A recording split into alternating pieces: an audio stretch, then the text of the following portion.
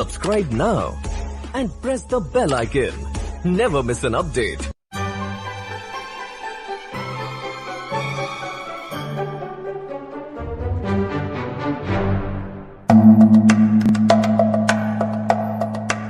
নমস্কার, আমি মীর। সানডে সাসপেন্সে আমাদের আজকের গল্পটিতে বেশ কিছু নৃশংস ও বীভৎস বর্ণনা রয়েছে। এই কারণেই আমাদের আজকের গল্পটি প্রাপ্তবয়স্কদের জন্য। আমরা যখন ছোট ছিলাম তখন যে কাজগুলো আমাদের করতে বারণ করা হতো আমরা কিন্তু সেইগুলোই করতাম। তাই যে সমস্ত কচি কাঁচারা আমাদের এই অনুষ্ঠান শোনো, সবাইকে একটা অনুরোধ, গল্পটা মা বাবার গা ঘেঁষে বসে শুনো। আজকের গল্পে প্রাণী হত্যার কিছু দৃশ্য রয়েছে।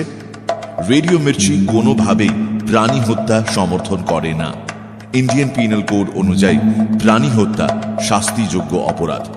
আশা করি আমাদের সব শ্রোতারা গল্প শোনার আনন্দেই গল্পটি উপভোগ করবেন।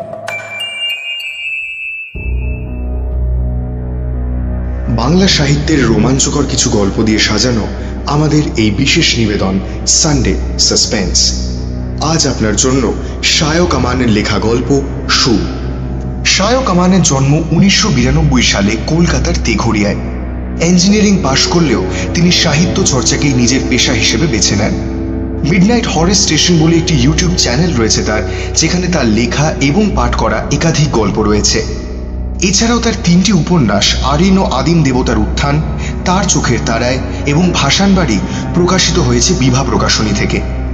আজকের গল্প পাঠে দ্বীপ, গল্পের সূত্রধার আমি অগ্নি। শুরু হচ্ছে সুর।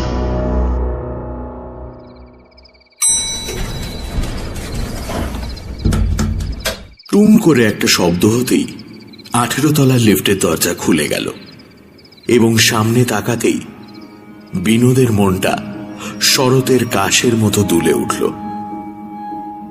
লিফটের ঠিক সামনে দাঁড়িয়ে আছে তৃষা।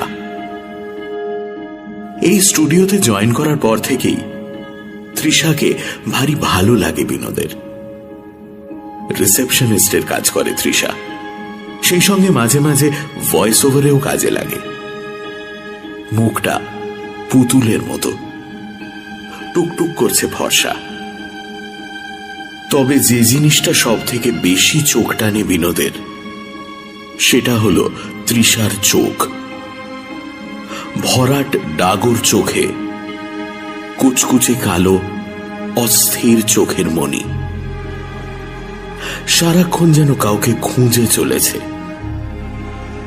বিনোদের মনে মনে ইচ্ছে ওই অস্থির মণি দুটো একদিন ওকেই খুঁজুক। মাঝে মধ্যে বিনোদের মনে হয় তৃষারও ভালো লাগে ওকে, কে জানে। বিনোদা যে কাজ কমপ্লিট। দা শুনতে ভালো লাগে না বিনোদের। ওকে কি বন্ধু ভাবতে পারে না তৃষা? কাষ্ঠ হাসি হাসে বিনোদ। এই আছি আর কি। আপনি বাড়ি ফিরছেন? তোমাকে লিফটে উঠতে দেখলাম তাই ধাওয়া করে এলাম। কথাটা বলে একটু হাসে তৃষা। বিনোদ ভ্যাবা ছ্যাঁকা খায়। কেন করতে পারি না? হ্যাঁ, কিন্তু আমি। হ্যাঁ তুমি অফিসে ওরকম হাঁ করে তাকিয়ে থাকো কেন বলো তো? কথাটা বলে শটান বিনোদের দিকে ঘুরে তাকায় তৃষা। ওর ডান গালে রাখে নরম হাতটা। আমাকে ভালো লাগে তাই না বিনোদদা? চোখের দিকে তাকায় বিনোদ। চোখ মিথ্যে কথা বলে না। মেয়েটা কি মজা করছে? বুঝতে পারে না, তবে এটুকু বোঝে এই মুহূর্তে তৃষার অস্থির চোখ দুটো ওকেই খুঁজছে। লিফটের দরজা বন্ধ হয়ে গেছে। ভেতরে এই দুটি প্রাণী ছাড়া আর কেউ নেই। লিফট হুড়মুড়িয়ে নেমে চলেছে নিচের দিকে। একটা ভীষণ অস্বস্তির ঢেউ বিনোদকে চেপে ধরে। জানো এই অফিসটা না ভালো নয়। এখানে এসে থেকে কয়েকজন আমাকে তৃষার মাথাটা ঢলে পড়ে বিনোদের বুকে। মেয়েটার চোখ থেকে কিছু একটা তরল গড়িয়ে নামছে বিনোদের বুকে। তৃষা কাঁদছে। বিনোদের অস্বস্তিটা বেড়ে ওঠে। তৃষার চোখ দুটো সে পছন্দ করে, কিন্তু সে চোখ থেকে জল নামলে কেমন দেখাবে তা সে কল্পনা করেনি। সে লিফট থেকে কোনো মতে বের হতে চায়, কিন্তু লিফটটা থামছে না কেন? প্লিজ প্লিজ দেখুন, প্লিজ আপনি এভাবে কাঁদবেন না। আপনাকে আপনাকে হাসলে ভালো লাগে। শুনুন, আমি আমি আপনাকে। হঠাৎ বিনোদের পকেটে সেলফোনটা বেজে ওঠে। সে ছিটকে সরে আসতে চায়, কিন্তু তৃষার নরম হাতগুলো আগলে ধরেছে তাকে। মেয়েটার কান্নাটা বেড়ে উঠেছে। স্টুডিওতে কি খারাপ কিছু হয়েছে তৃষার সঙ্গে? দীপ ফোন করেছে। বিনোদ সেই অবস্থাতেই ফোনটা রিসিভ করে কানে লাগায়। ওপাশ থেকে শোনা যায়, শালা আহাম্মক, আজ আবার স্টুডিওতে ছাতা ফেলে যাচ্ছিস তুই? একদম ভুলে গেছি। তুলে রাখ, কাল এসে নেব। এখন তো বৃষ্টি পড়ছে, ভিজে বাড়ি ফিরবি নাকি? বৃষ্টি পড়ছে? আচ্ছা শোন না, দাঁড়া, আমি লিফটে আছি, কল ব্যাক করছি। হ্যাঁ হ্যাঁ, ওকে। দীপ ফোন রেখে দিতে যাচ্ছিল, এমন সময় ওপাশ থেকে একটা গলা শুনতে পেল বিনোদ। সে একটু থমকে বলল, দীপ, দীপ শুনছিস? কি? তোর পাশ দিয়ে এক্ষুনি কেউ হেঁটে গেল, গান গাইতে গাইতে। হ্যাঁ গেল তো। কে গেল রে? তৃষা ওয়াশরুমের দিকে গেল। দীপ মিথ্যে বলেনি। গলার আওয়াজটা শুনেছে বিনোদ। তার বাঁ হাতটা এতক্ষণ তৃষার মাথায় ছিল, এবার সেটা নেমে আসে। দু হাতের ধাক্কায় তাকে ছিটকে দূরে সরিয়ে দেয় বিনোদ। কে তুমি? হ্যাঁ, কে তুমি? কে তুমি? ফাঁকা লিফটের মধ্যে গম গম করে ওঠে চিৎকারটা। তৃষার মুখটা এখন ঢেকে আছে কপাল বেয়ে নেমে আসা ঘন চুলের ঝালর।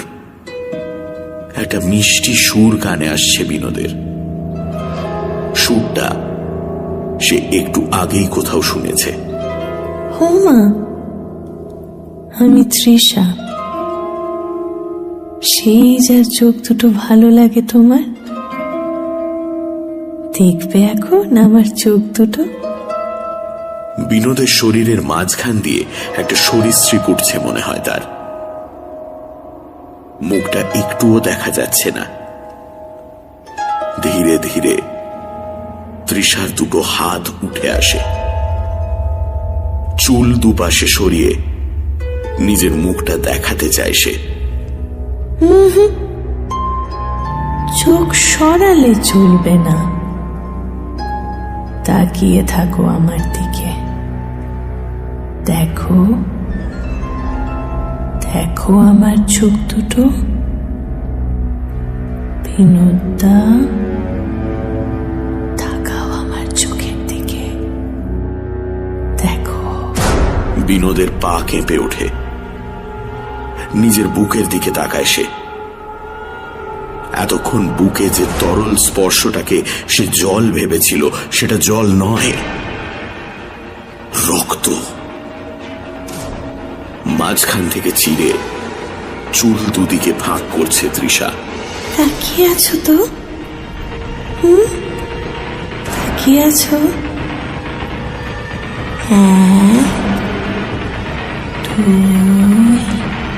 3 গোনার আগেই কয়েক সেকেন্ড থেমে যায় তৃষা। তারপর এক ঝটকায় সরিয়ে ফেলে সমস্ত চুল।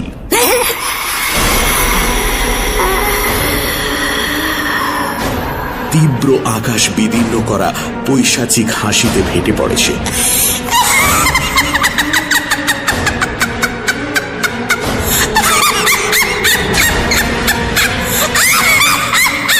একটু আগে যে হাসি, দেখতে চাইছিল বিনোদ।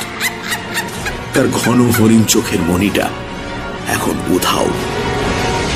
সাদা পোর্সেলেনের মতো দুটো চোখ উদ্দাম নারকীয় হাসিতে বারবার কেঁপে উঠছে, কালো চেরা দাগে ভরে যাচ্ছে মুখ।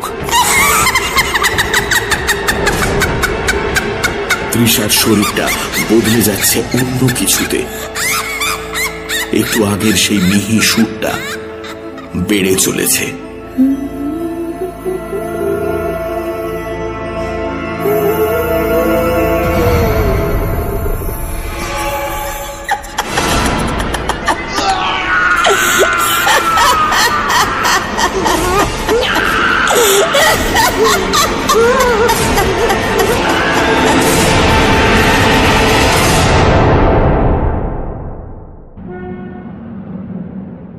আপনার নাম?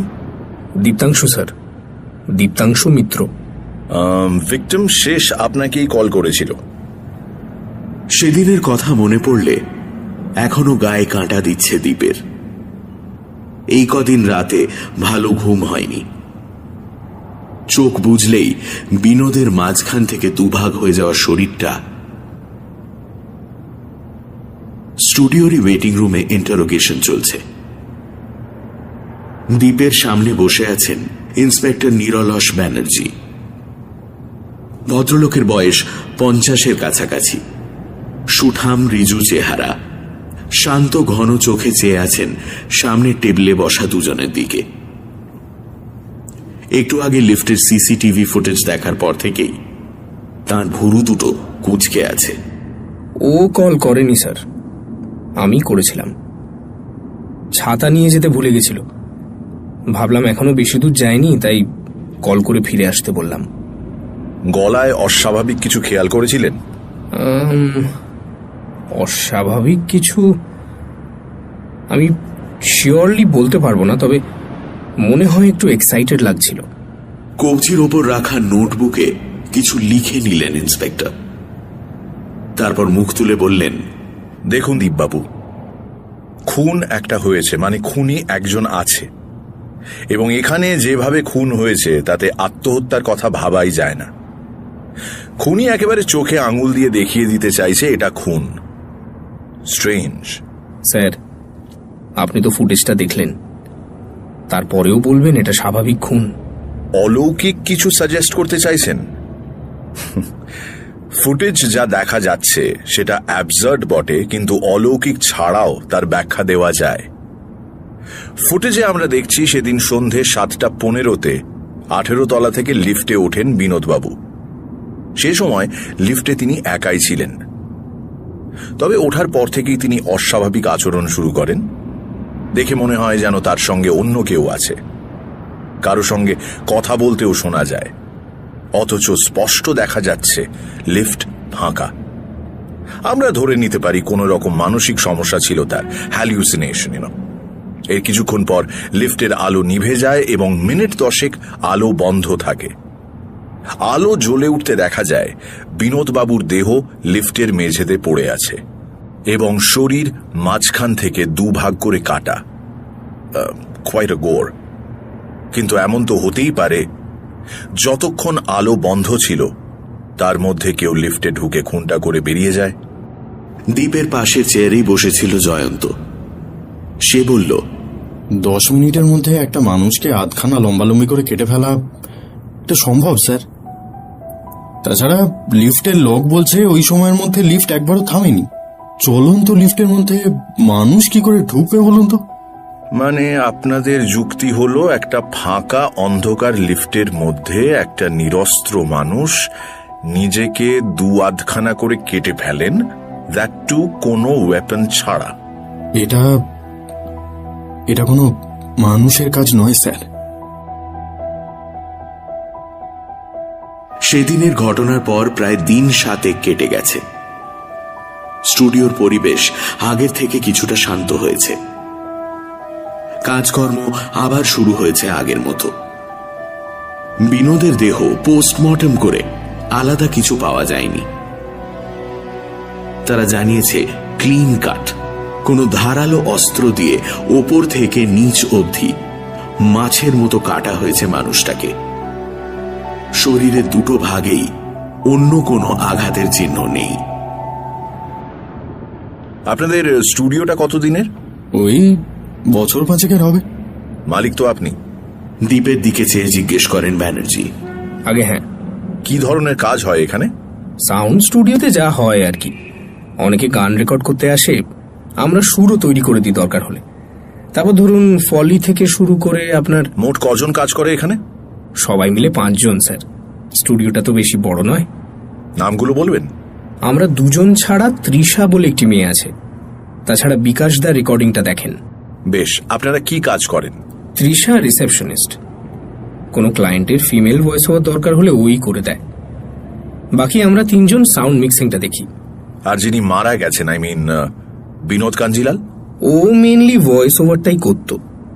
মানে টিভিতে যে বিজ্ঞাপন দেখেন সেখানে যেমন থাকে না।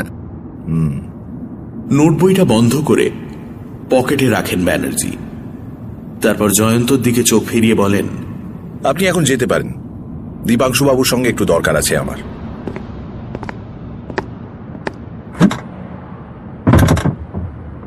জয়ন্ত বেরিয়ে যেতে ব্যানার্জি দ্বীপের দিকে ফেরেন। দেখুন, এটা যে হোমিসাইড তাতে সন্দেহ নেই। যেহেতু স্টুডিওর বিল্ডিংয়েই হয়েছে এবং বিল্ডিং এর দারোয়ান বাইরে থেকে কাউকে লিফটে উঠতে দেখেনি, তাই আপনাদের 4 জনের কেউই সন্দেহের বাইরে নন। আপনাদের ফোন নাম্বার আর ঠিকানাগুলো একটু লাগবে আমার। বাকিদের নাম্বারগুলো দিচ্ছি, কিন্তু আমার ফোনটা না কদিন হলো সার্ভিস সেন্টারে দিয়েছি, কল রিসিভ করতে পারবো না। সারাতে দিয়েছেন কেন? ওই একটু প্রবলেম হচ্ছে স্যার। কল রিসিভ করলেই কখনো মিউট, আবার কখনো নিজে থেকেই কল রেকর্ড শুরু হয়ে যাচ্ছে।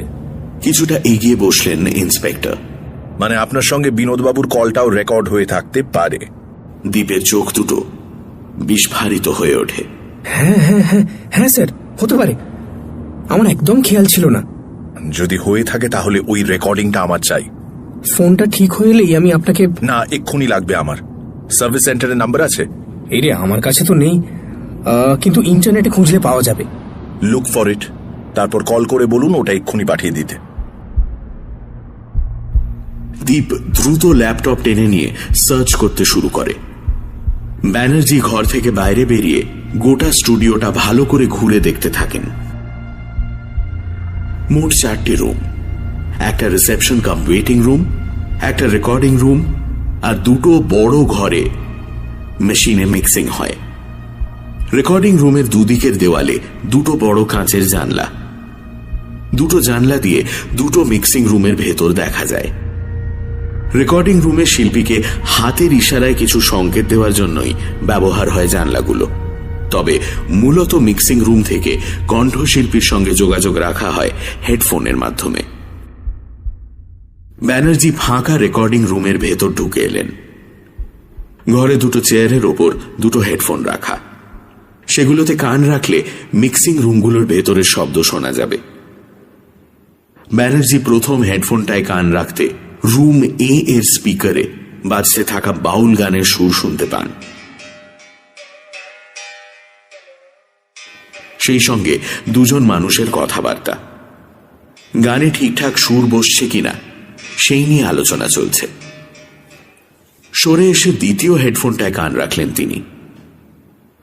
জানলা দিয়ে দেখা যাচ্ছে ঘরটা অন্ধকার, অর্থাৎ কাজ হচ্ছে না সেখানে।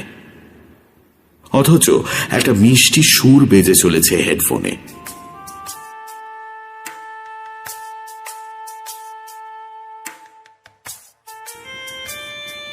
সুরটা চালিয়ে রেখেই কি কেউ ঘর অন্ধকার করে চলে গেছে? হঠাৎ ব্যানার্জির মনে হলো ঘরের ভেতরের অন্ধকারটা নিষ্প্রাণ নয়, কিছু একটা নড়াচড়া করছে সেখানে। হাত তুলে একটা ইশারা করলেন তিনি। মনে হলো ওদিকের মানুষটাও হাত তুলল। জানলার কাছে ডাকলো কি? ধীরে ধীরে এগিয়ে গেলেন তিনি। ঘরের অন্ধকার আর একটু গাঢ় হয়ে উঠল। জানলার কাঁচ ঘেঁষে চোখ নিয়ে যেতে ব্যানার্জির মনে হল জানলার ঠিক ওপারেই একটি মেয়ে দাঁড়িয়ে আছে, তবে কোন দিকে তাকিয়ে আছে বোঝা যাচ্ছে না, কারণ তার গোটা মুখটা চুল দিয়ে ঢাকা। সেই সুরটা এখন আর শোনা যাচ্ছে না, তার বদলে ফিস ফিস করে কি যেন বলে চলেছে মেয়েটা। মন্ত্র পড়ছে কি? ভারী গা ছমছম করে গলাটা শুনলে। একটু আগেই দীপ্তাংশু বলে ছেলেটা বলছিল এখানে সিনেমার কি সব কাজও হয়। তাহলে কোনো হরর মুভির এফেক্টসের কাজ চলছে কি এখন? কিন্তু কম্পিউটারগুলো চলছে না কেন? কি মনে হতে জানলার কাছে কান রাখলেন ব্যানার্জি। মন্ত্রটা আরো জোরে শোনা যেতে লাগলো। ভাষাটা পরিচিত নয়।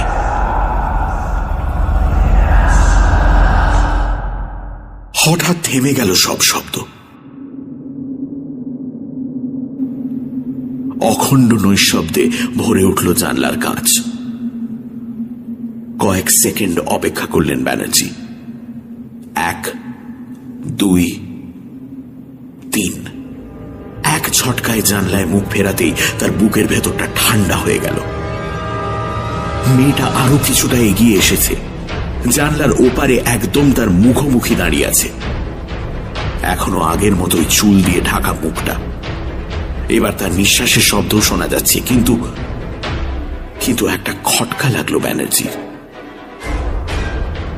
মেয়েটা দাঁড়িয়ে আছে জানলার ওপারে, অথচ ঠান্ডা নিঃশ্বাস এসে পড়ছে ব্যানার্জির ঘাড়ের পেছনে।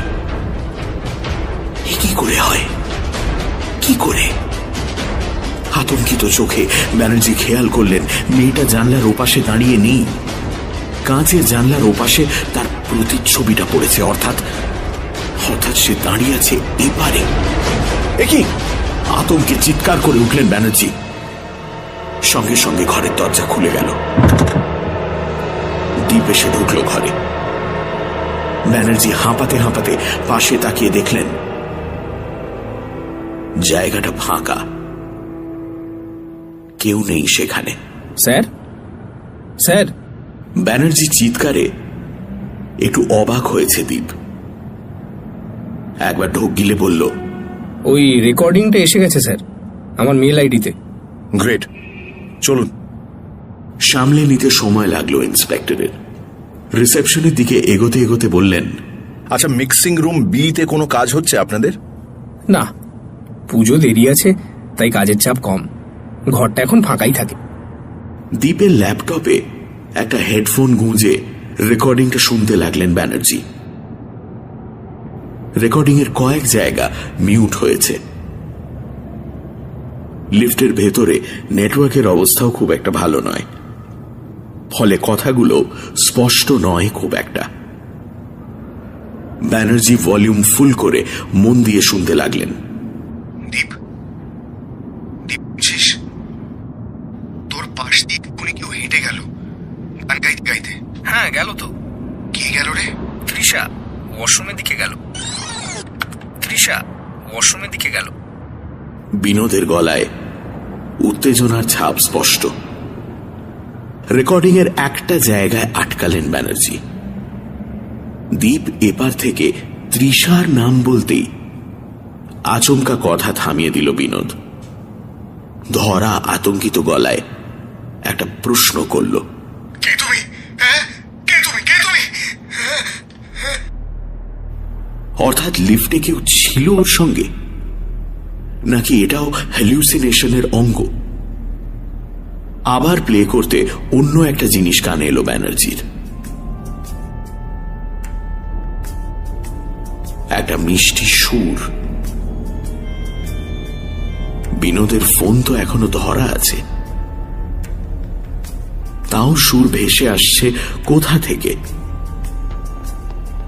তার থেকেও বড় কথা, শ্যুটটা ব্যানার্জির চেনা। একটু আগেই বি স্টুডিও থেকে এই শ্যুটটাই ভেসে আসছিল।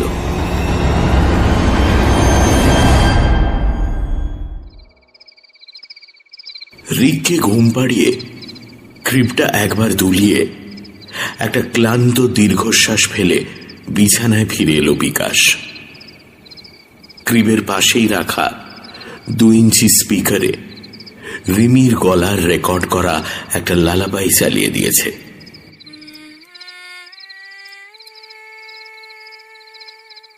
মায়ের গলা পেয়েই মনে হয় একটু শান্ত হয়েছে রিক।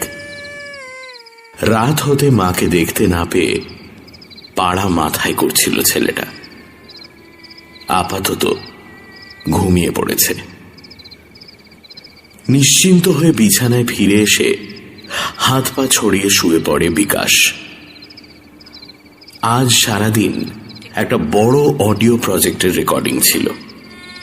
টানা 8 ঘন্টা স্পিকারের অত্যাচার চলেছে কানের কাছে। কোনো যান্ত্রিক শব্দই এখন আর সহ্য হচ্ছে না।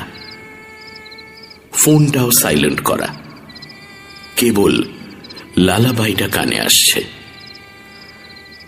ভারী মিষ্টি করে গান গাইতে পারে রিমি। শুনতে এতটুকু বিরক্ত লাগছে না। জানলা দিয়ে একবার বাইরে তাকালো সে।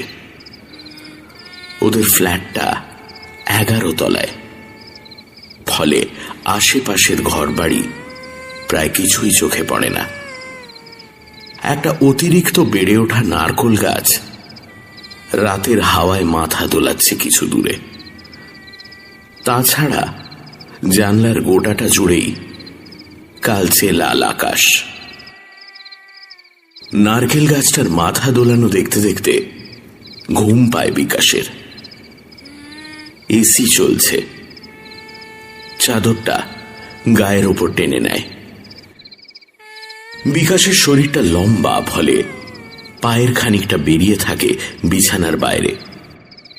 সেখান পর্যন্ত চাদর পৌঁছয়নি। ঘুমিয়েই পড়েছিল বিকাশ। হঠাৎ মনে হলো নরম ছোঁয়া লাগলো ওর পায়ের বেরিয়ে থাকা অংশে। মনের ভুল নয়, বিকাশ নিশ্চিত। কিন্তু কে স্পর্শ করবে ওকে? বাড়িতে তো রিক ছাড়া কেউ নেই। মনের ভুল নাকি কেউ ঢুকলো ঘরে? কে? কোনো উত্তর এলো না। সে বিছানা ছেড়ে উঠে পড়ল। এগিয়ে গিয়ে দরজাটা দেখলো একবার। না, টাইট করে বন্ধ করা আছে সেটা। আবার বিছানায় ফিরে যাচ্ছিল। ক্রিমের মধ্যে চোখ বাড়ালো একবার। ছেলেটা ঘুমানোর সময় মুখ দিয়ে শব্দ করে, কিন্তু এখন এত নিস্তব্ধ লাগছে কেন? এতক্ষণে রিমির লালাবাই শেষ হয়ে গেছে। ক্রিবের পাশের ছোট ফ্ল্যাশ ড্রাইভে পরের ফাইল প্লে করছে স্পিকারটা।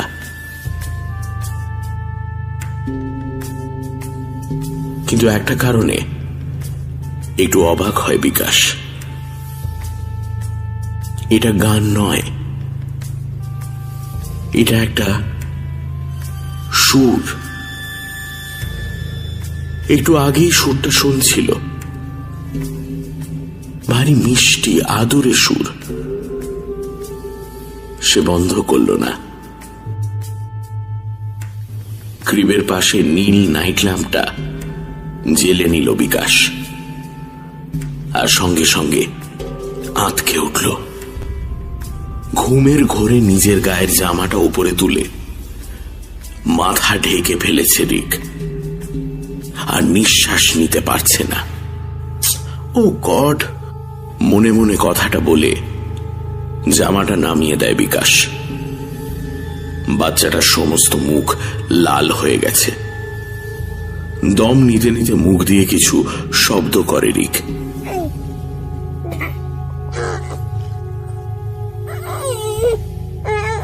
কি ভেবে বিকাশ খুলে নেয় জামাটা, বাচ্চার মাথায় একবার হাত বুলিয়ে ফিরে আসতে যাচ্ছিল বিছানায়। এমন সময় একটা জিনিস চোখে পড়তে সে থমকে যায়। ক্রিবের গদির ওপর হাত দুটো দিয়ে বারবার আঁচড় কাটছে রিক, গায়ের সমস্ত শক্তি দিয়ে একটানা। ওইটুকু বাচ্চার আঁচড়েও গর্ত হয়ে যায় তোষকে। দ্রুত পকেট থেকে ফোন বের করে রিমির নাম্বারটা ডায়াল করে বিকাশ।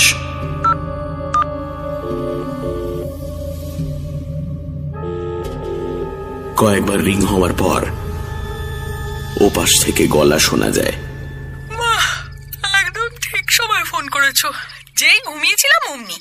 আসলে মনে পড়ছিল খুব তোমার কথা। কাল ভোরে ফিরছো তো? হ্যাঁ, আর সেই জন্যই এখন ঘুমাতে হবে। এই শোনো না, কি বলছি রিক না বারবার দু হাতে তোষক আঁচড়াচ্ছে। কখন এরকম করে বলো তো? খিদে পেয়েছে? তুমি আবার ওকে ভয় দেখিয়েছো? ভয় মানে? আমি অপদার্থ কোথাকার, মনে নেই? সে একবার ভয়ঙ্কর একটা মুখোশ পরে ওর সামনে গিয়ে জোগাড়পনা করছিলে, তারপরেই তো ওরকম করেছিল। আবার যদি আমার ছেলেকে ভয় দেখিয়েছো না, তাহলে কাল ভয় কাকে বলে আমি বোঝাবো তোমাকে। এই ধুর, আমি ভয় দেখাবো কেন? নিজে মরছি নিজের জ্বালায়। চুপ করো, তোমাকে চেনা আছে আমার। আর দু চারটে বকাঝকা শুনিয়ে ফোন রেখে দেয় রিমি। বিকাশ ক্রিবের কাছে ফিরে এসে দেখে আঁচড়ানো থামিয়ে দিয়েছে রিক। উল্টে এখন অস্পষ্ট শব্দ করে হাসছে। কোনো কারণে ভারী খুশি হয়েছে। কিরে, এত আনন্দের কি হয়েছে তোর? ছেলের পেটে একটা আঙুল রেখে হাসি মুখে জিজ্ঞেস করে বিকাশ। আনমনে হাসতে হাসতে একটা হাত ডান পাশে ছড়িয়ে দেয় রিক। হাতের তর্জনীটা সোজা হয়ে উঠে আছে, যেন কিছু দেখাতে চাইছে সে। বাচ্চারা অবশ্য এমন করেই থাকে।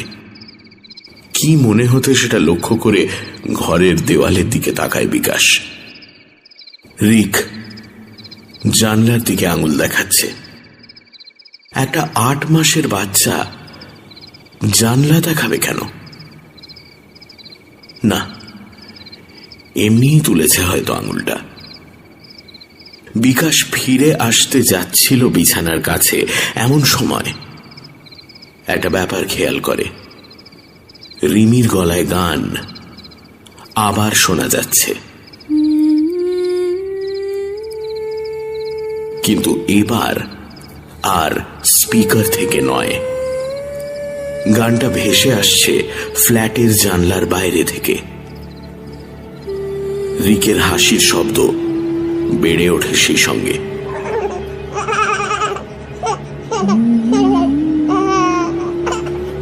শ্বাস বন্ধ করে জানলার দিকে তাকায় বিকাশ। কাঁচের জানলার নিচে থেকে একটু একটু করে উপরে উঠে আসছে একটা মানুষের মাথা,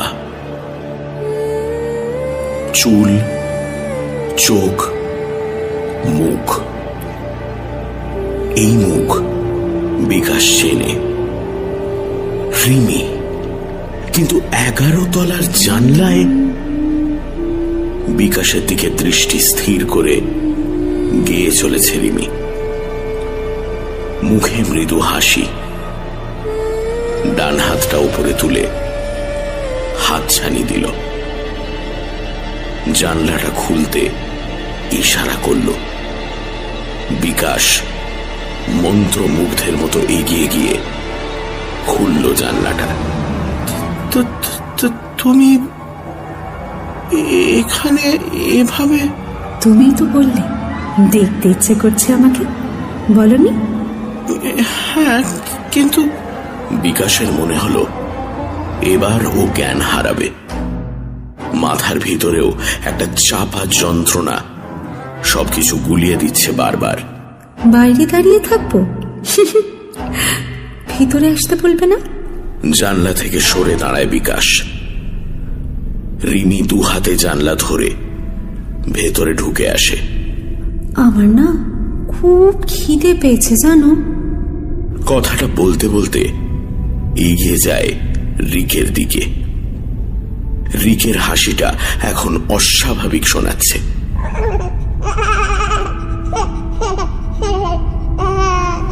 একটা বাচ্চা এভাবে হাসতে পারে না। আমারও খুব মনে পড়ছিল তোমার কথা, ভীষণ ভীষণ ভীষণ ভীষণ। আচমকা এক ঝটকায় বিকাশের সামনে চলে আসে রিমি। এই এই তোমার মনে আছে বিয়ের ঠিক পরপর আমরা মিউজিক চালিয়ে সালসা নাচতাম? এই ঘরেই তো। মানে লেটস ডান্স। স্পিকারে এখন স্যাক্সোফোন বাজতে শুরু করেছে, কিন্তু তার সুরটাও সেই আগের মিষ্টি সুরের মতো। এবার শুধু তার সঙ্গে মিশেছে একটা বাচ্চা ছেলের হাসি, রিকের হাসি।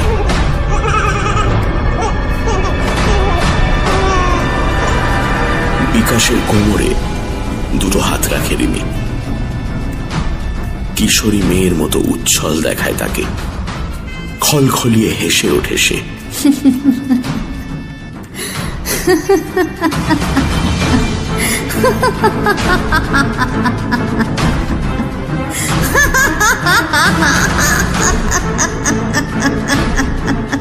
বিকাশের মনে হয় তার কোমরে হাতের চাপ বাড়ছে। হাত নয়, যেন দুটো ধারালো ছুরির ফলা বসে যাচ্ছে কোমরে। তার শরীরটাকে ভাগ করে ফেলছে দুভাগে। রিমি, তুমি? মুখ তুলে রিমির দিকে তাকায় বিকাশ। রিমি আর নেই সেখানে, সে অন্য কিছুতে বদলে যাচ্ছে।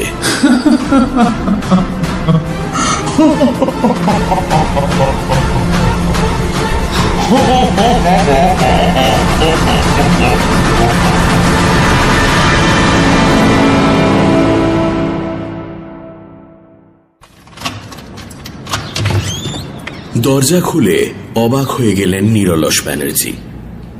দরজার ওপাশে যে মানুষটা দাঁড়িয়ে আছে তাকে তিনি আগেও দেখেছেন, কিন্তু তার মুখ চোখের অবস্থা যে এরকম হতে পারে তা তিনি আগে কল্পনা করেননি। ছেলেটা চোখ দুটো কোটরে ঢুকে গেছে, সেই কোটরে রাত জাগা কালির ছাপ, মুখে না কাটা গোঁফদাড়ির জঞ্জাল, আর কলারটা কাঁধের দিকে ঢুকে আছে। বোঝা যায় এই কদিনে কিছু একটা ভাবনা তাকে পাগল করে তুলেছে। এ কি, আপনি এখানে? না মানে স্যার, আপনার ফোন নাম্বারটা নেওয়া হয়নি, নাহলে আগে ফোন করে আসতাম। আমার একটা স্বীকারোক্তি দেওয়ার আছে স্যার। ভেতরে আসুন, তারপর কথা বলছি। দরজা ছেড়ে সরে দাঁড়ালেন ব্যানার্জি। দীপ ভেতরে আসতে দরজাটা বন্ধ করে তাকে বসার ঘরে একটা চেয়ার দেখিয়ে দিলেন। ধোয়া মুখ তোয়ালে দিয়ে মুছতে মুছতে দীপের সামনে চেয়ারে এসে বসে বললেন, বলুন, কি বলার আছে? স্যার, বিনোদ আর বিকাশের মৃত্যুর জন্য আমি দায়ী স্যার। আপনার বক্তব্য রেকর্ড করতে পারি? দীপের ক্লান্ত মুখে একটা হাসি ফুটে ওঠে।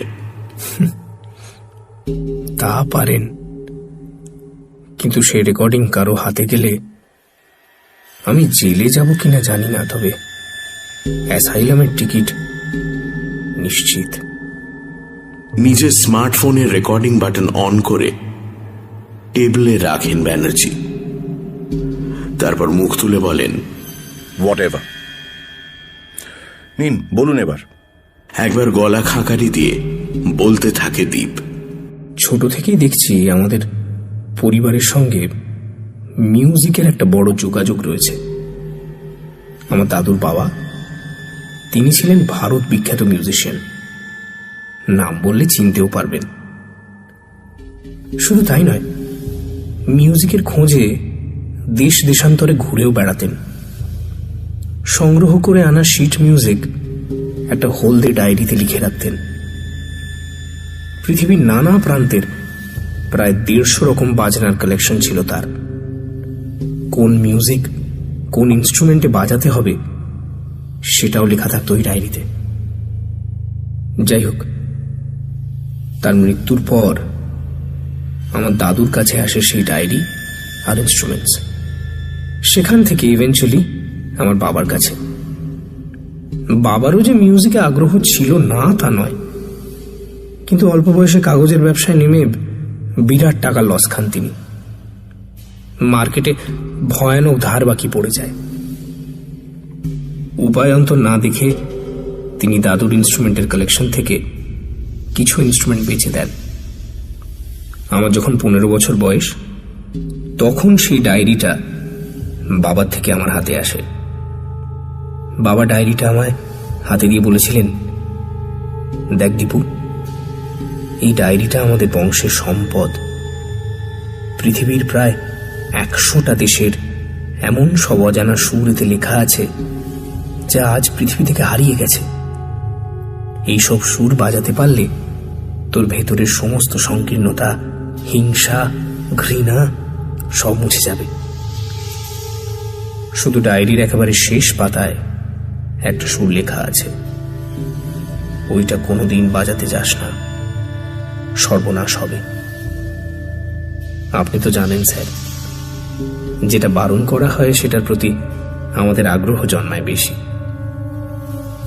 শেষ পাতার ওই সুরটাই ডায়েরি খুলে আমি প্রথম দেখি। আমরা পড়েছিলাম ডায়াটনিক স্কেলে একটা অক্টেভের মধ্যে একটাই ট্রাইটোন থাকতে পারে। অঙ্কের মতো মিউজিকের ক্ষেত্রে এই নিয়মটা নড়চড় হওয়ার জো নেই, কিন্তু এই মিউজিকটায় এক অক্টেভে 5টা থেকে 6টা ট্রাইটোন আছে। মানে সুরটা প্রকৃতির নিয়মের বাইরে, অশুভ। তবে বাবা আমাকে তেমন একটা গুরুত্ব দিয়ে সতর্ক করেননি। তার একটা কারণ হলো এই যে মিউজিকটা বাজাতে হবে ডুডুক দিয়ে। ডুডুক হলো একটা প্রাচীন আর্মেনিয়ান ইনস্ট্রুমেন্ট, খানিকটা বাঁশির মতো। আমাদের কালেকশনে ছিল, কিন্তু বাবা বিক্রি করে দিয়েছিলেন। ফলে আমার আগ্রহ থাকলেও বাজাতে পারিনি। ডায়েরিটা আছে আপনার কাছে? এখন নেই, বাড়িতে আছে। আচ্ছা বেশ, সেটা নিয়ে আসবেন একটু। এখন বলতে থাকুন। জামার হাতায় কপালের ঘাম মোছে দীপ। হ্যাঁ, এবার এখনের ঘটনায় আসি। আমি মেইনলি মিউজিক তৈরি করি ভিএসটিতে। ভিএসটি মানে জানি, বলতে থাকুন। কিছুদিন আগে নেট থেকে আমি একটা প্লাগ ইন পারচেজ করি, তাতে ডুডুক ছিল। অর্থাৎ সেটা ব্যবহার করে ওই ডুডুক যন্ত্রটা ছাড়াও আমি ডুডুকের সুর তৈরি করতে পারবো। আপনি সেটা দিয়ে ওই শিট মিউজিক থেকে সুরটা তৈরি করেন, তাই তো? উপরে নিচে মাথা দোলায় দীপ, চোয়াল ঝুলে পড়েছে তার। সেদিন আপনার ফোনের রেকর্ডিং এর লিফটে যে সুরটা বাজছিল। হ্যাঁ স্যার, ওটাই। ওই মিউজিকটা ভালো নয় স্যার। যেভাবে খুনগুলো হচ্ছে তাতে আমার মনে হয় ওই মিউজিকটা বাজিয়ে আমি অশুভ কিছুকে জাগিয়ে তুলেছি। আমি জাগিয়ে তুলেছেন বলতে ডিমন জাতীয় কিছুর কথা বলছেন কি? হতে পারে স্যার, আমি ঠিক জানি না। কিছুক্ষণ গালে হাত দিয়ে বসে থাকেন ব্যানার্জি, তারপর বড় একটা দীর্ঘশ্বাস ফেলে বলেন, এমন অলৌকিক খুন আমিও আগে দেখিনি দীপবাবু। জীবনে ঢের কেস দেখেছি। আচ্ছা, ওই ডায়েরিটাতে মিউজিকটা কোথাকার বা কে তৈরি করেছে সেটা নিয়ে কিছু লেখা নেই? না, মিউজিক আর ইনস্ট্রুমেন্টের নাম ছাড়া অন্য কিচ্ছু নেই। তবে বিকাশ সুরটা দেখতে চেয়েছিল একবার। আমি ছবি তুলে পাঠিয়েছিলাম, সেটা ল্যাপটপে রয়ে গেছে। কই দেখি। পিঠের ব্যাগ থেকে নিচের ল্যাপটপটা বের করে আনে দীপ। তারপর সেটা অন করে একটা বিশেষ ছবি বের করে এগিয়ে দেয়। ডায়েরির একটা হলদে হয়ে যাওয়া পাতা, তার উপর লাইন টেনে টেনে শিট মিউজিকের সিম্বল আঁকা আছে। এর মাথা মুন্ডু কিছুই বোঝেন না ব্যানার্জি, কেবল একটা ব্যাপারে চোখ আটকায়। পাতার একেবারে ওপরের প্রান্তে একটা মাঝারি সাইজের হ্যাশ চিহ্ন আঁকা আছে। এটা কি বলুন তো? এটাকে বলে শার্প সিম্বল স্যার। মিউজিকে ওটা দিয়ে হায়ার পিচ বোঝানো হয়। ওই একই চিহ্নকে অঙ্কের ভাষায় হ্যাশ বলে। আমরা ফেসবুকেও খানিকটা মিউজিকের নিয়মেই হ্যাশট্যাগ ব্যবহার করি। অন্য কথাগুলোর চেয়ে হ্যাশ চিহ্নের গায়ে লেগে থাকা কথাগুলোর ভ্যালু হায়ার। হ্যাশট্যাগ সে তো ফেসবুকে ব্যবহার হয়, এখানে হয়েছে কেন? এখানে ওটা হায়ার পিচ বোঝাচ্ছে। শিট মিউজিক লেখা আছে পাতার মাঝামাঝি, তাহলে চিহ্নটা পাতার একেবারে উপরের দিকে এমন আলাদা করে লেখা কেন? তাহলে হয়তো মিউজিকটা লেখার আগে চিহ্নটা আঁকা প্র্যাকটিস করছিলেন আমার পিতামহ। খুব ধীর পায়ে ঘরের ফাঁকা অংশে পায়চারি করতে থাকেন ব্যানার্জি। একটা লোক যে একটা ডায়েরি ভর্তি শিট মিউজিক লিখেছে, তাকে একেবারে শেষ পাতায় পৌঁছে একটা সাধারণ চিহ্ন আঁকা প্র্যাকটিস করতে হলো না দীপবাবু? ওই চিহ্নটার একটা মানে আছে, কিন্তু কিন্তু কি স্যার? পায়চারি করতে করতে দাঁড়িয়ে পড়েন ব্যানার্জি। আচ্ছা দীপবাবু, কবিতা যে পাতায় লেখা হয় তার একেবারে উপরে কি লেখা থাকে? কবিতার নাম আর কবির নাম। সে তো এখন, আজ থেকে কয়েকশো বছর আগে যখন কবিরা রাজা রাজারা সভায় ভাড়া খাটতেন, তখন তাদের নাম লেখা হতো কবিতার মধ্যে। কহেন কবি কালিদাস, পথে যেতে যেতে, নাই তাই খাচ্ছ, থাকলে কোথায় পেতে। তাহলে উপরে কি লেখা থাকতো? যে রাজার উদ্দেশ্যে কবিতাটা উৎসর্গ করা হয়েছে তার নাম। রাজা মানে এখানে আপনার ডিমান। প্রায় ছিটকে সোফা থেকে সরে আসে দীপ।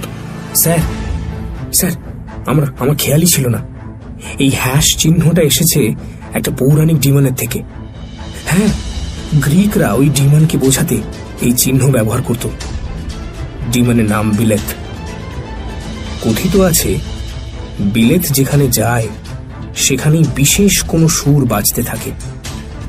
নোয়ার এক সন্তান হ্যাম প্রথম পৃথিবীতে নিয়ে আসে তাকে। পরে বিলেতের সাহায্য নিয়েই গণিতের উপর প্রথম বই লেখেন তিনি। অর্থাৎ মুখে কিছু একটা বিড়বিড় করে চলেছেন ব্যানার্জি। স্থির চোখে স্ক্রিনের ওপরের হ্যাশ চিহ্নটা দিকে তাকিয়ে আছেন। দীপ কান পেতে তার কথাগুলো শোনার চেষ্টা করে। দুটো মানুষ খুন হয়েছে, একজনকে লম্বালম্বি কাটা হয়েছে, অন্যজনকে আড়াআড়ি। হ্যাশ না স্যার, সেটা তো যোগ চিহ্ন হচ্ছে। হ্যাশ মানে তো একটা কাগজ টেনে তার উপর একটা যোগ চিহ্ন আঁকেন ব্যানার্জি। তারপর সেই চিহ্নটা ডান দিকের উপরের কোণে আর একটা যোগ চিহ্ন। কাগজ জুড়ে একটা অতিকায় হ্যাশ ফুটে ওঠে। মানে একইভাবে আরো দুটো খুন হতে চলেছে।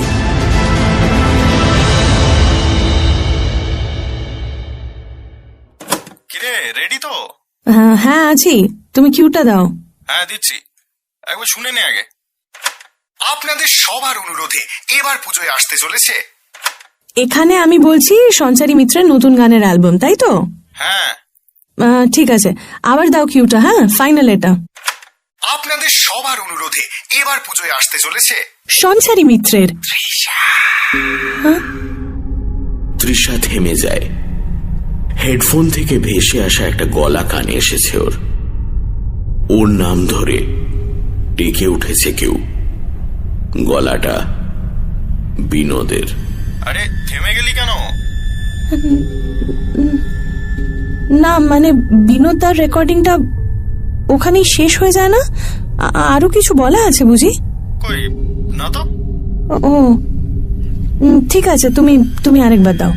আচ্ছা, রেডি, গো। কয়েকটা নিস্তব্ধ মুহূর্ত কাটে।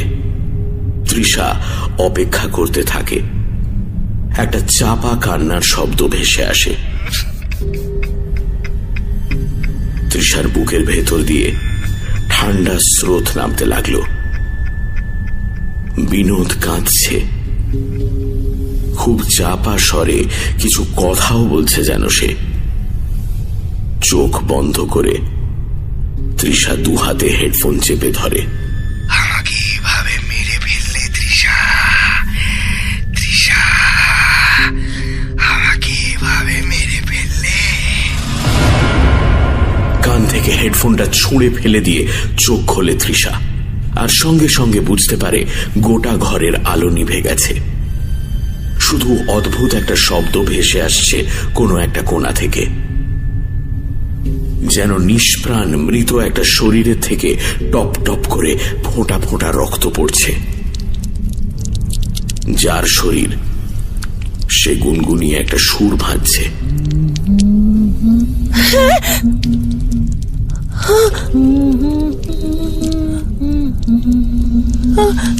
ভারী মিষ্টি একটা সুর।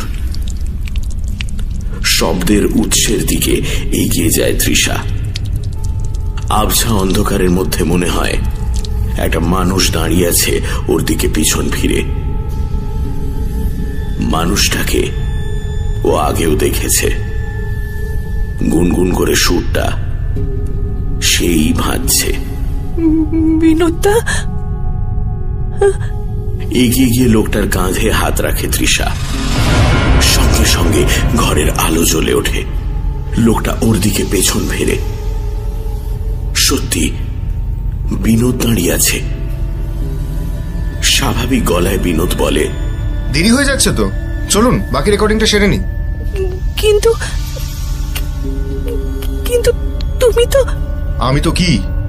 আরে কালকের মধ্যে প্রজেক্টটা নামাতে না পারলে। তৃষা লক্ষ্য করে বিনোদের কপাল থেকে গলা অবধি একটা লম্বা চেরা দাগ। থুতরির নিচে সেই দাগ থেকে বেরিয়ে আসা এক ফোঁটা রক্ত জমে আছে। বিনোদা, তোমার তো রক্ত বেরোচ্ছে বিনোদা। রক্ত?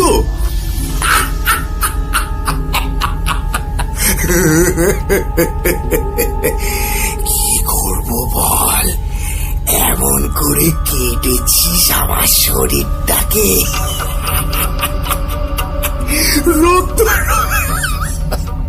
আমি এসব তুমি কি বলছো বিনোদা? হ্যাঁ, তুই মনে নেই না? তৃষার অস্থির চোখ কিছু একটা খুঁজতে থাকে বিনোদের মুখে। আবার ঘরের আলো নিভে আসে। কেবল বিনোদের শরীরটাকে একটা সাদা স্পটলাইট ঘিরে থাকে যেন। বিনোদের পরের কথাগুলো পাথরের পাঁজর থেকে উঠে আসা। ঠান্ডা একটা বাতাস ঘিরে ধরে তৃষাকে। তোর জন্যই সব শেষ হয়ে গেল। আমার শরীরটাকে কেটে দুভাগ করে ফেললি তুই তৃষা। আমার শরীরটাকে কেটে দুভাগ করে ফেললি তুই। বিনোদের সাদা শার্টের পেটের কাছটা রক্তে লাল হয়ে যায়। তারপর বুক, তারপর গলা। প্রচন্ড যন্ত্রণায় চিৎকার করে ওঠে বিনোদ। তৃষা দুহাতে মুখ ঢেকে ফেলে।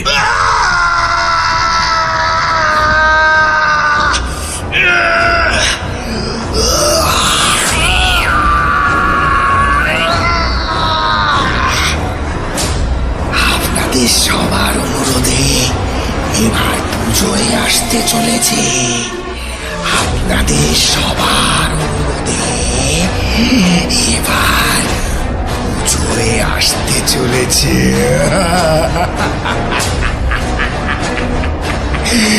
আপনাদের সবার অনুরোধে এবার পুজোয় আসতে চলেছে।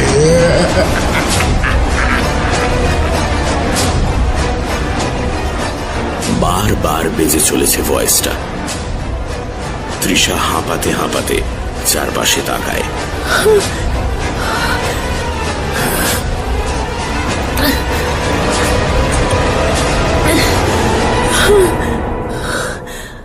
স্টুডিওর রেকর্ডিং রুম। স্বস্তির নিঃশ্বাস ফেলে তৃষা। হেডফোনে আবার জয়ন্তর গলা শোনা যায়। তুই ছেড়ে দে, আজ তোর কিছু একটা প্রবলেম হচ্ছে। পাশের ছোট টুল থেকে বোতল নিয়ে এক ঢোক জল গলায় ঢালে তৃষা। নিঃশ্বাসের গতি কম হয়ে আসে তার। দুহাতে মুখের ওপর নেমে আসা চুল সরিয়ে ফেলে। মাইকটা অফলাইন করে দাও জয়ন্তদা, আমি ও ঘরে আসছি। হ্যাঁ দিচ্ছি। তৃষা ঘর থেকে বেরিয়ে আসতে যাচ্ছিল, হঠাৎ খেয়াল করে একটু আগে হ্যাঁ দিচ্ছি কথাটা জয়ন্ত নয়, বিনোদের গলা থেকে এসেছে। এগিয়ে এসে দুটো রুমের মাঝের জানলায় চোখ রাখে তৃষা। একটা আতঙ্কের ঢেউ তার শরীরটাকে ছিটকে দেয় জানলার দিকে। মিক্সার মেশিনের সামনের গদি আটা চেয়ারে বসে আছে জয়ন্ত। তার শরীরটা কোমর থেকে দুয়াদখানা করে কাটা। মেঝেতে যতদূর রক্ত গড়িয়েছে তাতে বোঝা যায় অন্তত মিনিট 10 আগে তাকে খুন করে গেছে কেউ।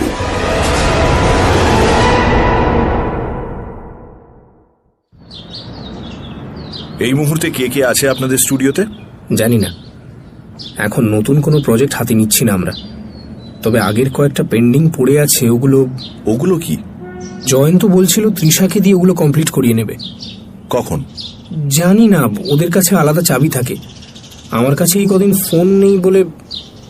ব্যানার্জির কপালে বিন্দু বিন্দু ঘাম দেখা দেয়। পরের টার্গেট কে আমরা জানি না, কিন্তু আপনাদের স্টুডিওর কেউই নিরাপদ নয়। পকেট থেকে মোবাইল ফোন বের করে জয়ন্তর নাম্বারটা ডায়াল করে ব্যানার্জি।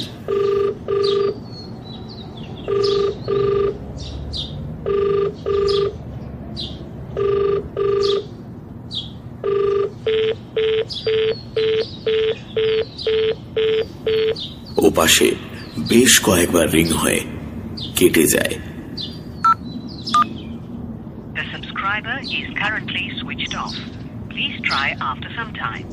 তৃষার number switched off. স্টুডিওতে থাকলে আমরা ফোন সাইলেন্ট করে রাখি, তাই হয়তো। ফিরে এসে আবার উল্টো দিকে চেয়ারে বসে পড়েন ব্যানার্জি। কপালে হাত বুলোতে বুলোতে বলেন, এই যে ডিমানের নাম বললেন, একে যেমন নিয়ে আসা যায় তেমনি ফেরত পাঠানোরও তো রাস্তা আছে কিছু? তেমন কিছু তো হ্যাঁ, মনে হয় একটা উপায় আছে স্যার। কি উপায়? এই শিট মিউজিকটা যে পাতায় লেখা ছিল তার ঠিক পেছনেই গ্রিক ভাষায় কিছু লেখা আছে। 4-5 লাইনের বেশি নয়। এই দেখুন। ল্যাপটপে ছবিটা খুলে দেখায় দীপ। খুব ভালো করে তাকালে বোঝা যায় পেছনের পাতায় কালি দিয়ে লেখা কিছু অক্ষরের ছাপ এই পাতার স্পষ্ট অক্ষরের ফাঁকে ফাঁকে ফুটে উঠেছে। এই পাতাটা আমাদের লাগবে। কুইক, আপনার বাড়িতে কাউকে বললে ছবি পাঠিয়ে দিতে পারবে না? বাড়িতে তো আমি একা থাকি স্যার, শুধু একটা পোষা কুকুর আছে। কিছু একটা বলতে যাচ্ছিলেন ব্যানার্জি, এমন সময় তার ফোনটা বেজে উঠল। তৃষা গাঙ্গুলি।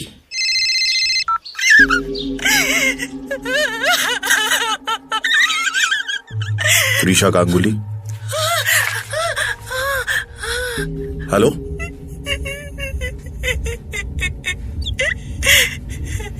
স্যার,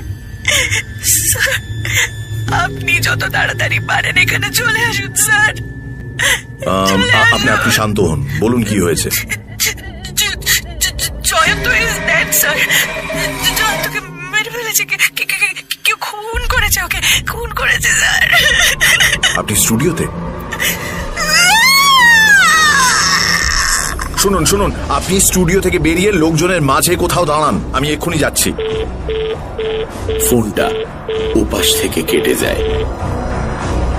ব্যানার্জি দ্রুত পায়ে বেডরুমের দিকে এগোতে এগোতে বলেন, মিস গাঙ্গুলিকে বাঁচানো দরকার, আগে আপনার স্টুডিও তারপর বাড়ি। মিনিট 10 মধ্যে গাড়িতে স্টার্ট দেন ব্যানার্জি। দীপ উঠে বসে তার পাশের সিটে। এতক্ষণে সন্ধে নামতে শুরু করেছে ব্যস্ত কলকাতার বুকে। জনবহুল রাস্তার বুক ছিঁড়ে দৌড়তে থাকে গাড়িটা।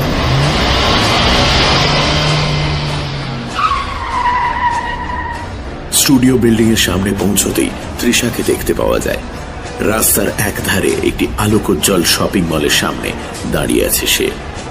গাড়িটাকে থামতে দেখে একবার ভেতরে তাকিয়ে দীপকে দেখে ছুটে গাড়ির কাছে চলে আসে। তার চোখ মুখ উদ্ভ্রান্তের মতো দেখাচ্ছে। গালের উপরে কান্নার দাগ, কাজল লেপ্টে আছে। বুকটা এখনো উত্তেজনায় ওঠানামা করছে বারবার।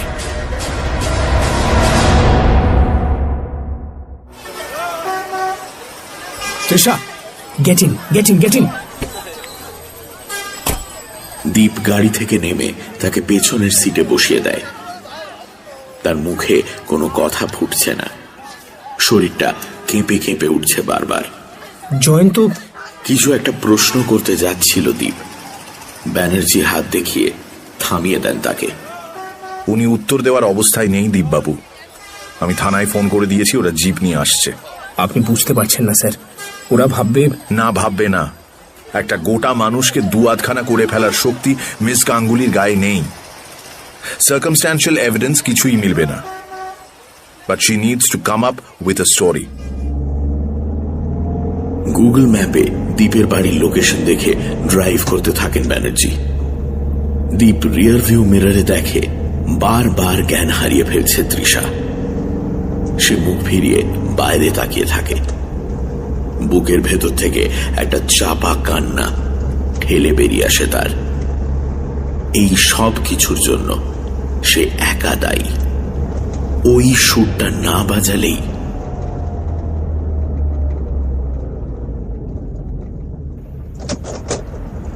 দ্বীপের ফ্ল্যাটের সামনে এসে গাড়িটা যখন দাঁড়ায় তখন ঘড়িতে সন্ধে 7:30। গাড়ি থেকে নেমে দাঁড়ায় দুজনে। দীপ পেছনের সিটটা দেখিয়ে বলে, ওকে এখানে রেখে যাবেন? না, আমাদের কারো একা থাকা উচিত হবে না। আমি ক্যারি করছি ওকে।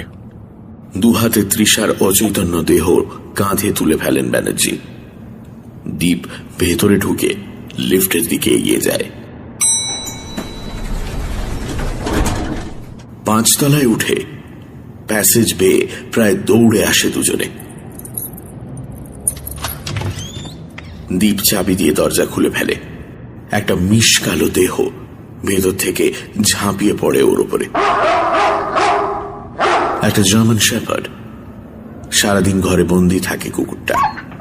দরজার কাছেই বসে মনিবের জন্য অপেক্ষা করে হয়তো। দীপ মাথায় হাত বুলিয়ে দিতে শান্ত হয় সে। ল্যাজ নাড়াতে থাকে খুশি হয়ে। ব্যানার্জি সোফার উপর শুইয়ে দেন তৃষাকে। কোথায় আছে ডায়েরিটা? এই ভেতরের ঘরে। আসুন আমার সঙ্গে, আসুন। ডাইনিং রুম পেরিয়ে ছুটে যায় ওরা। কুকুরটাও দীপের পেছনে পেছনে আসে। ছোট একটা ঘরের ভেতরে ঢুকে আসে দীপ। এই ঘর ভর্তি শুধু বই। 3 দিকে দেওয়ালে থরে থরে সাজানো বই। তার কয়েকটা খসে এসে পড়েছে মেঝেতে। একদিকের মেঝেতে শোয়ানো আছে একটা গিটার, একটা ভায়োলিন, তার পাশেই কয়েকটা পুরনো খাতা। বিছানার উপর একটা গীতবিতান খুলে রাখা আছে। ঘরের বইয়ের পাহাড় আতিপাতি করে খুঁজতে থাকে দীপ। আপনার মনে নেই কোথায় রেখেছেন? আসলে এত বই না আমার। শেলফ থেকে একটা বই টেনে নেয় দীপ। সেটা ব্যানার্জির সামনে বাড়িয়ে ধরে বলে, এই যে দেখুন, এই যে এই বইটা মিউজিক নিয়ে পড়া আমার প্রথম বই, জানেন? হ্যাঁ, 10 বছর বয়সে প্রথম পড়েছিলাম। তখনই মিউজিকের প্রতি এমন একটা ভালোবাসা জন্মেছিল। আপনি এ ঘরে যত বই দেখছেন, যত বই, সব বই শুধু সুর নিয়ে। আমার সব মুখস্থ। ওই যে গিটারটা, ওটা বাজাতে গিয়ে কতবার যে হাত কেটে গেছে। আপনি প্লিজ ডায়েরিটা খুঁজুন। ছোট থেকেই নামকরা মিউজিশিয়ান হওয়ার ইচ্ছে ছিল স্যার, কিন্তু হতে পারিনি কিছুতেই। ওই যে একটা এক্স ফ্যাক্টর লাগে না, দীপ্তাংশু মিত্রের ছিল না, তাই না স্যার? হতে পারে, কিন্তু এখন সময় নষ্ট না করে। ও মনে পড়েছে স্যার, মনে পড়েছে। ডায়েরিটা তো এখানে নেই। এখানে নেই? তাহলে কোথায় আছে? গঙ্গায়। 7 দিন আগে কুটি কুটি করে ছিঁড়ে ভাসিয়ে দিয়ে এসেছি। হোয়াট? এসব কি বলছেন আপনি? অদ্ভুত একটা হাসি হেসে ওঠে দীপ। বিছানার উপরে বসে পড়ে। পাশে বসে থাকা কুকুরটার মাথায় হাত বোলাতে বোলাতে বলে,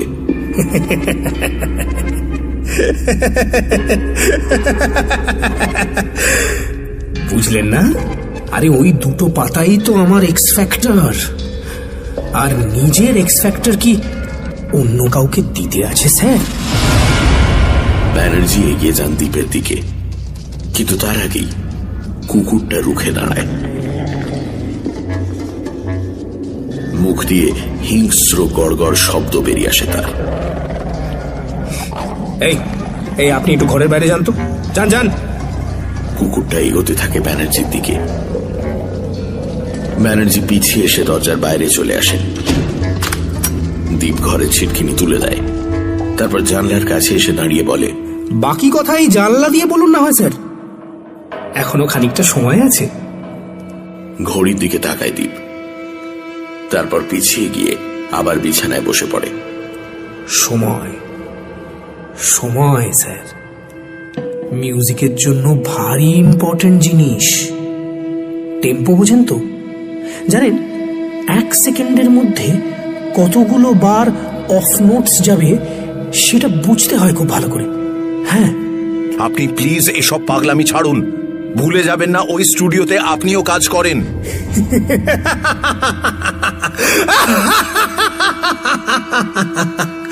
প্রদীপের জিন কি কখনো আলাদিনকে খুন করে ব্যানার্জি বাবু? হ্যাঁ, আপনি ইচ্ছে করে? আরে না না না না, ইচ্ছা করে নয়, বলতে পারেন একরকম তালে গোলে। বইয়ের শেলফের সামনে পড়ে থাকা একটা ছোট 3 ইঞ্চি ছুরি হাতে তুলে নেয় দীপ। সেটার প্রান্ত বরাবর হাত বোলাতে বোলাতে বলে, আপনাকে তো আগেই বলেছি স্যার, মিউজিক নিয়ে আমার বিস্তর পড়াশোনা থাকলেও ওই এক্স ফ্যাক্টরটা আমার ছিল না। নিষিদ্ধ শিট মিউজিকটা বাজানোর ইচ্ছে ছোটবেলা থেকেই ছিল। হ্যাঁ জানতাম, আমি জানতাম ওটা বাজালে আমার কোনো ক্ষতি হবে না। যুক্তিটা খুব সহজ, আপনিও একটু ভাবলেই ধরতে পারবেন। বেথেলকে প্রথম জায়গায় হ্যাম এবং তার সাহায্যেই সে বই লেখে, মানে আলাদিনের ওপর প্রদীপের জিন সদয় হন। কিন্তু আমার ভয় ছিল অন্য কারোর তো ক্ষতি হতে পারে। হ্যাঁ হ্যাঁ হ্যাঁ হ্যাঁ, তো এই অবস্থায় আমার স্টুডিওর এক এমপ্লয়ির ওপর আমার বিশ্রী রকমের ভালোবাসা জন্মায়। ওই যাকে আপনি কাঁধে করে নিয়ে এলেন, ওই যে তার কথাই বলছি। কিন্তু সে তো আমাকে পাত্তাই দেয় না, পাত্তাই দেয় না। উল্টে তার দৃষ্টি পড়ে আমারই অফিসের আরেক এমপ্লয়ি বিনোদের ওপর। শালা, আমার একদিন ভারী রাগ হলো জানেন। ভাবলাম মিউজিকে ঠিক কি হয় সেটা বিনোদকে দিয়েই পরীক্ষা করে দেখা যাক না হয়। তো মিউজিকটা বানিয়ে আমি বিনোদকে শোনালাম, হোয়াটসঅ্যাপ করলাম। হোয়াটসঅ্যাপ, আমরা মিউজিশিয়ানরা আনপাবলিশড মিউজিক জেনারেলি কাউকে শুনতে দিই না, ফলে বিনোদের কাছ থেকে ওটা অন্য কোথাও যাওয়ার কোনো সম্ভাবনা ছিল না। বিনোদ মিউজিকটা শুনে টুনে অফিস থেকে বের হয়ে গেল। তখনও বুঝতে পারিনি ঠিক কি হবে। পরে যখন খবরটা পেলাম স্যার, আপনি একটা পিশাচ, আপনি একটা scoundrel, I will kill you like a pig. ব্যানার্জির কথাটা কানেই গেল না দীপের। সে আগের মতোই বলে চলল, এই বিনোদকে খুন করার পর থেকে আমার না একটা অদ্ভুত নেশা ধরে গেল জানেন। ভাবুন, ছোট থেকে আমার মিউজিককে কেউ পাত্তা দেয়নি। আমার ভেতরে এত শিক্ষা, অধ্যাবসায়, আমার ডায়েরিতে ইতিহাস পাল্টে দেওয়ার মতো একটা সুর ধরা আছে, অথচ আমি একটা মাঝারি মাপের স্টুডিওতে আলফাল গায়কদের জন্য ট্র্যাক বানাই। আমার ভেতরের শিল্পীটা জেগে উঠল স্যার। একটা আস্ত মানুষকে মেরে ফেললাম স্যার, অথচ কেউ জানতে পারলো না। কেউ জানতে পারলো না, কেউ সন্দেহ করতে পারলো না। কে বলেছে আমার সুরে জাদু নেই? কে বলেছে আমার মধ্যে এক্স ফ্যাক্টর নেই? আমি ঠিক করলাম আমি আরো খুন করব, আরো ছড়িয়ে দেব আমার সুর। জানেন তো, চ্যারিটি বিগিনস এট হোম। আমার তো হোমে কেউ নেই, অতএব স্টুডিও। বিকাশের হোয়াটসঅ্যাপে পাঠিয়ে দিলাম সুরটা, বললাম নতুন বানিয়েছি, শুনে দেখ। পরদিন সকালে শুনলাম বিকাশ খতম। আমার নেশা আরো বেড়ে উঠল স্যার। ভাবলাম প্রাথমিক টেস্টিং শেষ, এবার জিনিসটা ভাইরাল করা যাক। ভাইরাল তার আগে শেষ একবার পরীক্ষা। ইয়েস জয়ন্ত, হ্যাঁ। ও ভালো কথা, আমার ম্যাগনাম ওপাসটা তো শোনানোই হয়নি আপনাকে স্যার। সেদিন শুনেছিলেন বটে, কিন্তু পুরোটা শোনেননি। পুরোটা না শুনলে আমার সুর কাজ করে না। না না না না স্যার, পালানোর চেষ্টা করবেন না। দরজা এখন পাস কি ছাড়া খুলবে না, আর ওটা শুধু আমি জানি।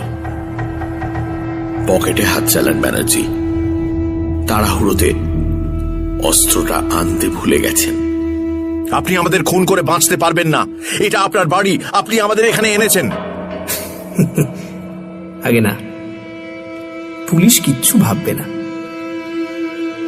একটা গোটা মানুষকে আধখানা করে ফেলার শক্তি মিস্টার মিত্রের নেই। সার্কামস্ট্যান্সিয়াল এভিডেন্স কিছুই মিলবে না। But I need to come up with a story. একটা রিমোট কন্ট্রোল জাতীয় যন্ত্র হাতে তুলে নেয় দীপ। সঙ্গে সঙ্গে গোটা ফ্ল্যাট জুড়ে লুকোনো স্পিকার থেকে একটি বিশেষ সুর গমগমিয়ে বেজে ওঠে।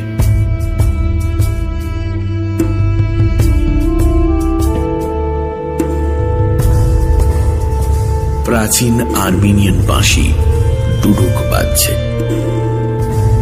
ভারী মায়াবী একটা সুর, প্রকৃতির নিয়ম অমান্য করে বেজে চলেছে সেটা। স্যার, আপনাকে খুন করার ইচ্ছে ছিল না জানেন। আপনি মানুষটা খারাপ নন, কিন্তু ওই যে সেদিন রেকর্ডিং এ শুনে ফেলেছিলেন মিউজিকটা। একটু খোঁজাখুঁজি করলেই দেখতে পাবেন মৃতদের সবার হোয়াটসঅ্যাপে ওই মিউজিক ফাইলটা আমি পাঠিয়েছি। কিভাবে খুনটা হয়েছে সেটা বুঝতে না পারলেও সন্দেহ তো নিশ্চয়ই করতেন। আমার হাতে যখন অস্ত্র আছে, লাইসেন্স আছে, তখন চালাবো না কেন বলুন তো? হ্যাঁ, আর মিস গাঙ্গুলি, তাকে তো তুমি নাকি ভালোবাসতে? না, প্রকৃত শিল্পী কাউকে ভালোবাসে না, ভালোবাসে শুধু তার আর্টকে, তার আর্ট। আর তাছাড়া ওর মৃত্যু পরোয়ানাতে তো আপনি সই করেছিলেন। আমি আপনাকে জিজ্ঞেস করেছিলাম ওকে গাড়িতেই রেখে যাব কিনা। ব্যানার্জি বুঝতে পারেন পালানোর সব পথ বন্ধ হয়ে যাচ্ছে একটু একটু করে। মিষ্টি সুরটা ভয়াবহ কোনো অতি প্রাকৃত ছন্দে বেজে চলেছে এখন। শয়তানি হাসিটা এখনো লেগে রয়েছে দীপের মুখে। সে বলে চলেছে, এখনো বলবেন দীপ্তাংশু মিত্রের কোনো এক্স ফ্যাক্টর নেই, এখনো বলবেন আমি জাত মিউজিশিয়ান নই। তার হাসির তেজ বাড়তে থাকে। ব্যানার্জির মনে হয় সেই স্টুডিওতে দেখা মেয়েটা এসে দাঁড়িয়েছে তার ঠিক পেছনে। তিনি চোখ বন্ধ করে নেন। কোমরের কাছে একটা স্পর্শ অনুভব করেন। এমন সময় সুরটা ছাপিয়ে অন্য একটা শব্দ শোনা যায়, কুকুরের ডাক। খুব চাপা কুই কুই স্বরে আওয়াজ করছে কুকুরটা। মনে হচ্ছে যেন কাঁদছে সে। শরীরটাকে মাটির কাছে এনে বারবার আছড়ে ফেলছে নিজের চোয়ালটা। কুকুরটা বুঝতে পেরেছে যে সুরটা ফ্ল্যাটময় বেজে চলেছে সেটা অশুভ, সেটা মানুষের ক্ষতি করে। কুকুর মানুষের ভাষা বুঝতে না পারলেও সুরের ভাষা বুঝতে পারে। নিজের মনিবকে এভাবে পাল্টে যেতে দেখে, অন্যের ক্ষতি করতে দেখেই হয়তো কাঁদছে সে। এই তোর আবার কি হলো? দীপ নিচু হয়ে তার মাথায় হাত রাখে। সঙ্গে সঙ্গে অভাবনীয় একটা কাণ্ড ঘটে। কুকুরটা এক ঝটকায় লাফিয়ে উঠে দীপের টুটি কামড়ে ধরে। ব্যাপারটা ঘটবে দীপ আশা করে। সে এক পলকের জন্য থতমত খেয়ে যায়, তারপর দু হাতে ঠেলে সরানোর চেষ্টা করে প্রাণীটাকে। না পেরে আশ্রয় পড়ে বিছানার উপরে। এমন ভাবে টুটিটা কামড়ে ধরেছে যে তার গলা থেকে একটা গোঙানি আর রক্ত ছাড়া আর কিছুই বেরোচ্ছে না। দীপ হাত চালিয়ে একটু আগে ছুরিটা পায় কোনো মতে। মুহূর্তে সেটা চালিয়ে দেয় কুকুরের পেট লক্ষ্য করে। বারবার চালাতে থাকে ছুরিটা। কুকুরটা চোখ দিয়ে জল পড়তে থাকে, কিন্তু মনিবের টুটি সে ছাড়বে না। সে বুঝতে পারছে যে তার মৃত্যু আসন্ন, তবে মরার আগে তার মনিবের ভেতরে বাসা বাঁধা এই অশুভ শয়তানকে ছিঁড়ে ফেলতে চায় সে। ব্যানার্জি খেয়াল করেন তার কোমর থেকে সেই চাপটা এবার ধীরে ধীরে কমে আসছে। মিনিট খানিক পরে সুরটা শেষ হবার আগেই মিলিয়ে আসে। সেই সঙ্গে দীপ আর কুকুরটার রক্তাক্ত নিথর দেহ বিছানা থেকে খসে মেঝের ওপর গড়িয়ে পড়ে। কুকুরটা কুই কুই করে মৃত্যু যন্ত্রণায় ছটফট করে ওঠে কয়েকবার। চোখ দুটো রক্তে ভিজে যাচ্ছে তার। শরীরময় অসংখ্য ক্ষত চিহ্ন। একটু পরেই তার দেহ স্তব্ধ হয়ে যায়। ব্যানার্জির মনে হয় তিনি পায়ে বল পাচ্ছেন না। সুরটা বন্ধ হয়ে যেতে চারিদিক অস্বাভাবিক নিস্তব্ধ লাগে তার। চোখ বন্ধ হয়ে আসে ধীরে ধীরে। কোন রকমে পকেট থেকে মোবাইল ফোনটা বের করে একটা নাম্বার ডায়াল করেন।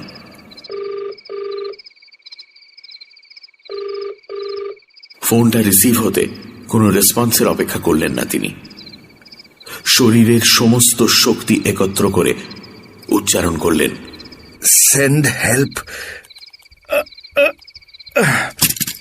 হাত থেকে খসে পড়ে ফোনটা।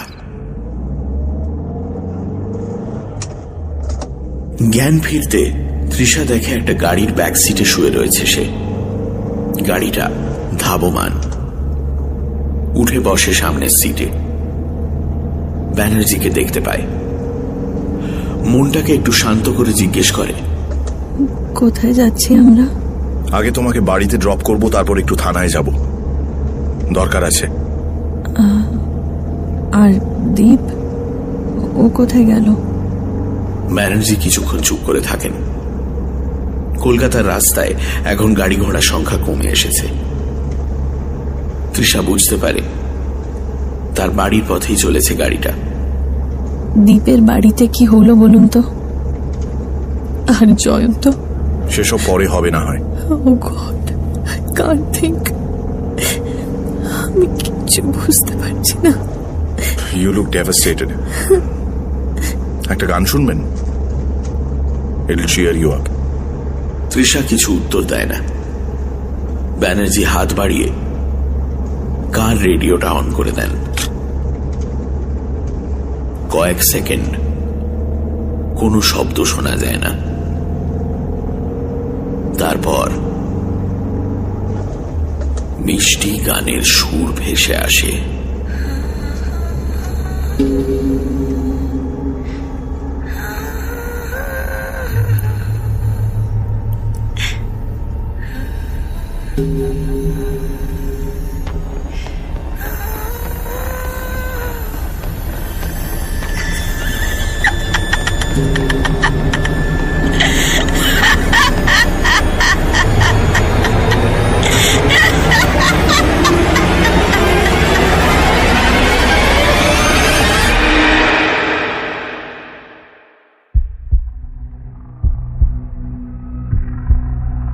শুনছিলেন সুর, রচনা শায়ক আমান, গল্প পাঠে দীপ, দীপ্তাংশুর চরিত্রে সমক, নিরলস ব্যানার্জির ভূমিকায় মীর, রিমির ভূমিকায় শ্রী, তৃষার চরিত্রে অয়ন্তিকা এবং সানডে সাসপেন্সে প্রথমবার কণ্ঠশিল্পী হিসেবে জয়ন্তর চরিত্রে স্বয়ং লেখক শায়ক আমান।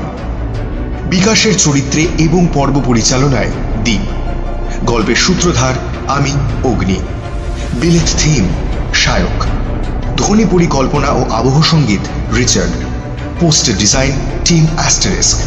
শেষ হলো শায়ক আমানের লেখা সুর। আগামী সপ্তাহে আরো একটি রোমাঞ্চকর গল্প নিয়ে হাজির হবে সানডে সাসপেন্স।